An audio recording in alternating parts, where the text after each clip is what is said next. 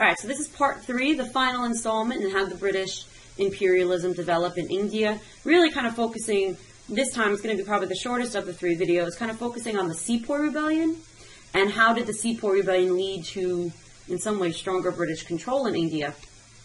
So we've already kind of talked about how the British got control of India, and how did the British rule India, and what was British society like. So today we're going to talk about is how did the Sepoy Mutiny begin. Now, if you remember, the Sepoys were the native troops hired by the British East India Company, and they were really, really important in helping the British to rule their empire. And what happens, or what leads to the Sepoy Rebellion, is in 1857, the British make the decision to change the way, to adopt a new rifle that the Sepoys are going to use. Now, if you know anything about rifles in the 19th century, they were not rapid fire. They were essentially, they could fire off 1 or 2 cartridges at a time, and then they had to be reloaded. And it isn't like a shotgun today, where you can kind of, where the barrel itself almost kind of like breaks open, and then you can kind of put the cartridges in. You would have to feed the balls, which would be the bullets, from the top of the gun, or the top of the rifle. And what you would have to do is you'd get these little paper cartridges, and in the little paper cartridges would have the bullet and would have the gunpowder. And they would have to be greased so that they went all the way down the barrel so that they could be like in firing position. And now if you're doing this in the heat of battle, you can't exactly just like, put the rifle down, go into your pocket, take out these little paper cartridges, rip them in 2 and kind of do this. So you're kind of trained to do this with one hand in a very rapid fire method as you're holding onto the rifle in the heat of battle, and you would have to tear open the cartridges with your teeth. So the problem was that the cartridges were covered with animal fat. And the animal fat that they were using was either beef or pig.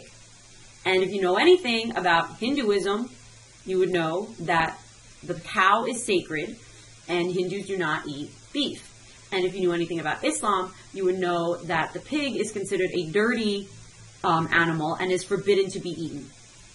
So this was something that the British were fully aware of, but this was probably the cheapest and easiest method to go with, and so they basically didn't care about the Hindu and Muslim dietary restrictions, and they did this anyway without telling them. And when the Hindus and the Muslims within the Sepoys began to hear about this, they felt like their culture was not being taken into consideration, and this is when the revolts began. And the revolts did not just stay contained amongst the Sepoys. Eventually what happened is the revolts kind of spread to the general population in the area, mostly you can see indicated here on this map, in the areas that are kind of in this northern section of India here, kind of outlined in red. This is the main area of the Sepoy Rebellion. Now, this rebellion was, like I said, led to a full-scale mutiny, and it lasted for over a year, and it got pretty nasty on both sides. Eventually, though, the British were able to put the revolts down for a variety of reasons, one of them being that the revolt didn't really have a clear set of goals, and there were a lot of rivalries between the Hindus and the Muslims that prevented them from working together.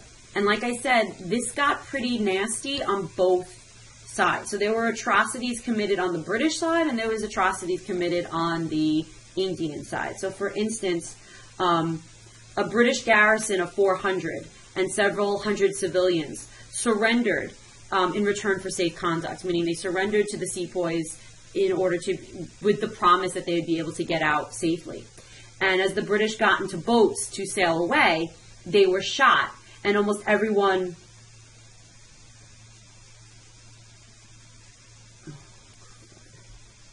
I don't know what just happened.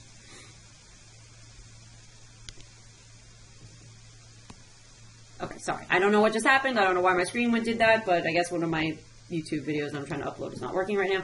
But what happened was that, like I said, almost everyone was killed, and the British responded to that by forcing Indian captives to lick the dried blood of women and children before they themselves were killed.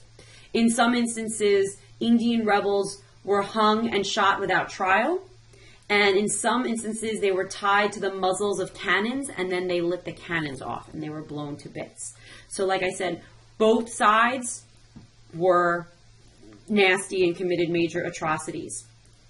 But ultimately, the British were able to put the Sepoy rebellion down after a long, like I said, prolonged fight that lasted for about a year or so.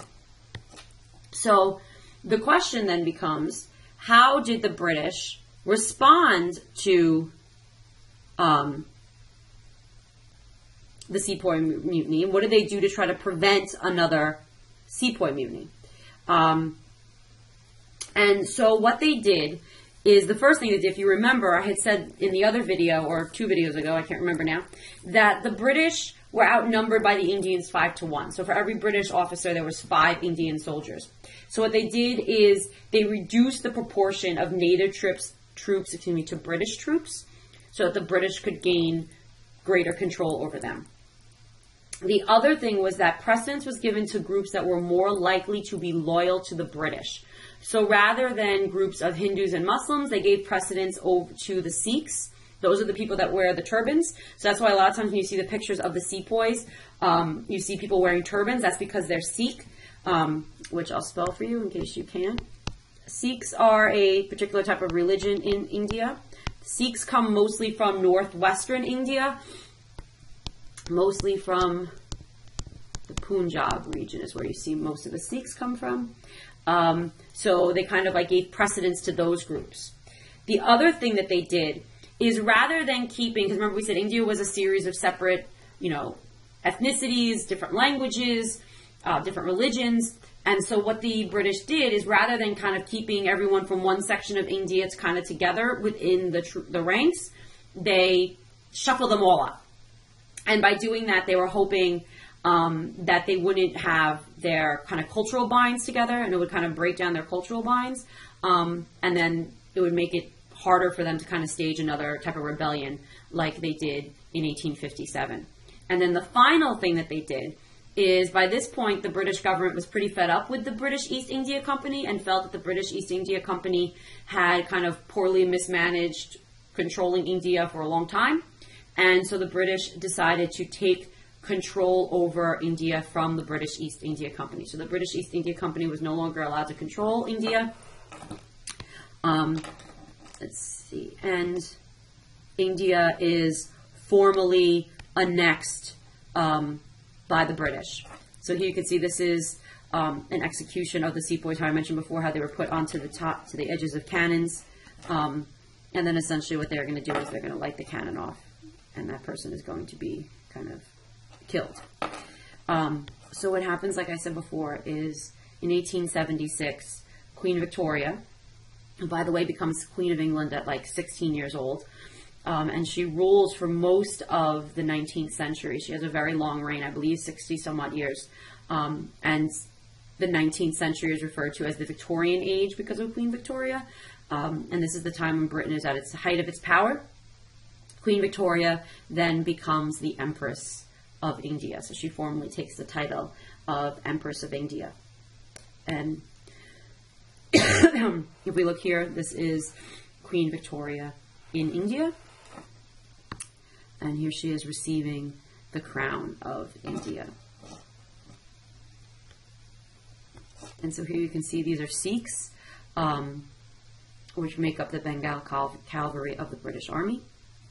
And so, like I said before, the Sikhs really gained precedence within the British government, within the sepoys, in order to kind of play down any rivalries and to kind of keep them more loyal. They thought the Sikhs were more loyal than other groups within India. And here you could see various British soldiers with some of the Indian soldiers stationed in India. So the British attempted, the Indians attempted to kind of strike out against British rule because there was a lot of discontent, but unfortunately for the Indians, the British were able to kind of just strengthen their control over India as a result. But this is one of the first times we see any sense of nationalism developing in India, any sense of an Indian unity separate from the British, because it's really going to be British rule that is going to lead to a sense of unity for the Indians themselves. And that's what we're going to talk about a lot when we talk about how India eventually gains its independence, because India is going to be ruled by Britain for another almost 100 years, 90 years or so, because the Sepoy Mutiny is in 1857, and Britain gives India and Pakistan and Bangladesh its independence in 1947 after World War II.